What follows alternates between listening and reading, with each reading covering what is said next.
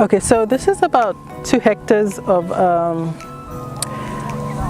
piece of land that we're trying to regenerate. So we're using synthropic, one of the strategies to regenerate it, but we're trying to use whatever works for us, whatever we can afford to do, and also trying to showcase that it might not be that difficult or impossible for just regular people to do something different.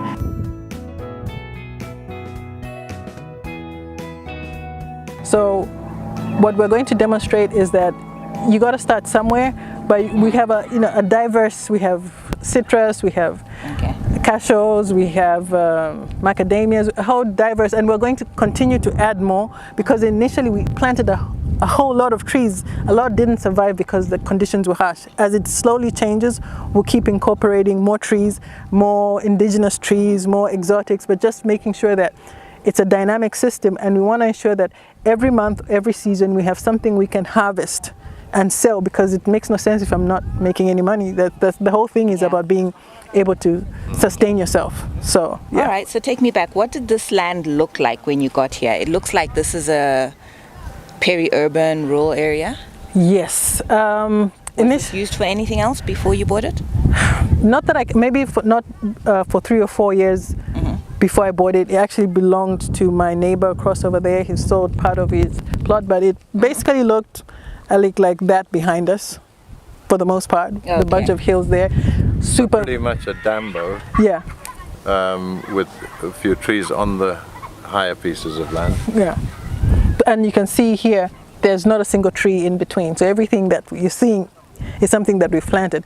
Though we're also incorporating farmer-managed reforestation, like whatever comes up, right? We just trim it up and let it come, because that's part of the... Help it regenerate. We help it regenerate, yes. Prune it a bit and keep the fire off. Yes. And I think that what Fujiana said is very important, that the more different species that we can mix of both deep-rooted and shallow-rooted plants, the quicker we're going to restore this land or regenerate this land. So, she's got the right idea, definitely planting trees in a manageable way in alleys, and then trying to manage the shallow-rooted stuff in between the alleys. I think this is a very good principle that people should be thinking about. The trees help slow down the wind, and so you get a bit of microclimate in between each alley, and going north-south like this is great, because you're slowing the wind down on a big scale. Going this way wouldn't make any sense, because the wind would still head down there. So, again, designing your land as much as possible to go north-south with your plantings is a good idea. Your trees are also helping to now bring up moisture and nutrients from the top, and through their leaves they'll start building the topsoil. So as you can see, this is our tree line, right? We have lemon over there, we have bananas here. Some things die, we replant, but we're deeply mulched. If you feel the temperature, as Rolf was saying, it's pretty cool in there. The challenge is, you feel that, right? It's pretty cool. And then when we do water, because it's mulched, we are able to keep the soil moist for longer. Otherwise, because it's sandy, 2 minutes after you've watered, it's like nothing happened. So it's like trying to manage our resources in a way that we are making the most use of it.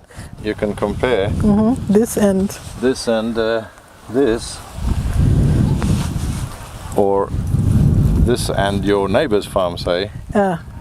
It's already looking. And then you start getting an idea of whether you're going in the right direction. If it's going darker, it's definitely going darker than when we started.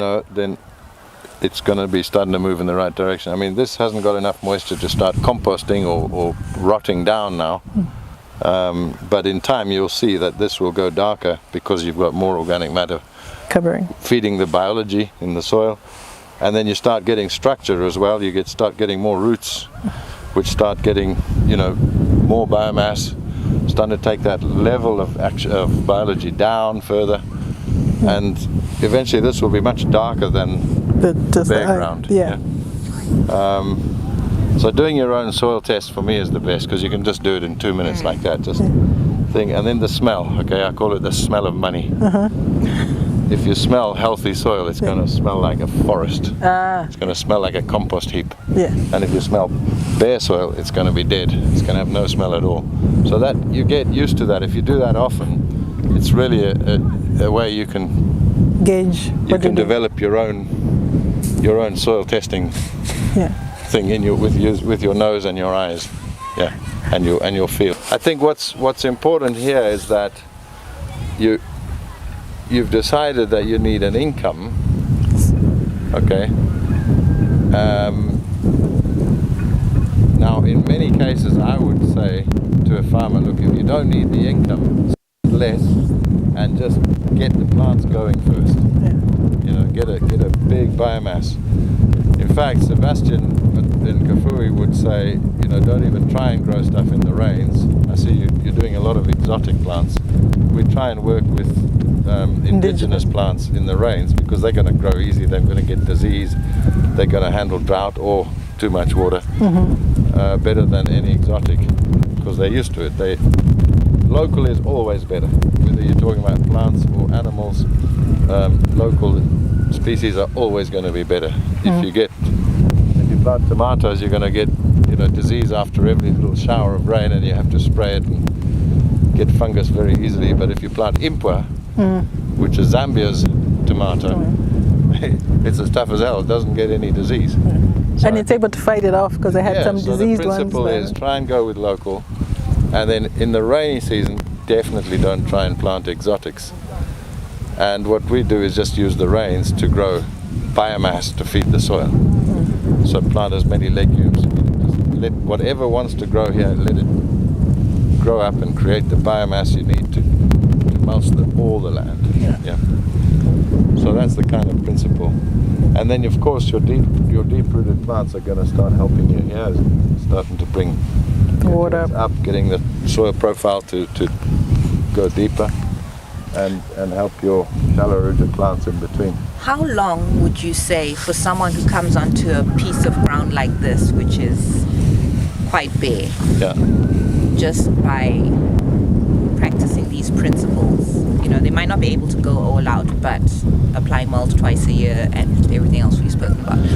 Generally, how long can we expect to see a transformation?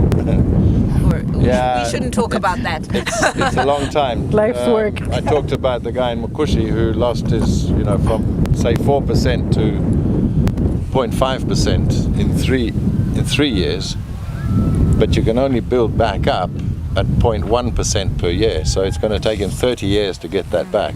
So what you lose in 3 years of bad management, it takes you 30 years to get back. So somewhere in between, nobody's got 30 years to build the soil before they can start making money. So you have to balance this. But at least for 2 years, I would say to people that have got a piece of land, just grow soil food first. Cheap soil food. Don't invest much and don't try and get anything out of it yet. Get your soil stabilized, build up enough biomass so that you can start mulching and composting and managing those heavy feeding crops which you want to plant to make money. So that's what I would advise first, is if you've got another income, don't try and get any money off this land before you've really got it up to functioning, because the soil's got to be functioning. And what do you say about the trade-off? Because this is also grazing. Like for most people, this time of the year, the goats and cattle would be grazing on. Yes. So isn't there a bit of a trade-off? How do people balance that out?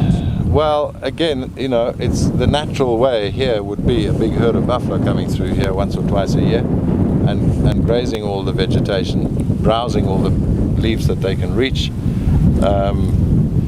and turning that into manure, which is very readily available, but very much more readily available than the plant. The plant takes quite a lot of biology to break that down into something that the soil can eat. You want to feed all the microbes, you want to feed all the funguses, you want to feed all that. Whatever you see on top, multiply by 20. That's what's waiting for food underneath. So if you've got a huge herd of buffalo, multiply that by 20, and that's what's living under the ground. And you've got to have a lot of food for those guys. And a quick way to do it, I reckon God works this out, is just get a herd of buffalo, turn that into manure, and then it's gonna get back into the soil quickly. So you want to try and follow the best farmer. The best farmer is always going to be God, and so you want to apply those principles. I would definitely always have an animal to convert plants into manure to shortcut the cycle, because this is going to take a little while. There's not even any decomposition happening here yet. Well, the termites normally get to it first. There's a bit of termites coming, yeah, but it's very slow. If you'd had an animal eat this, it would have been instant manure. The following day it would have come out, and you can manage that manure.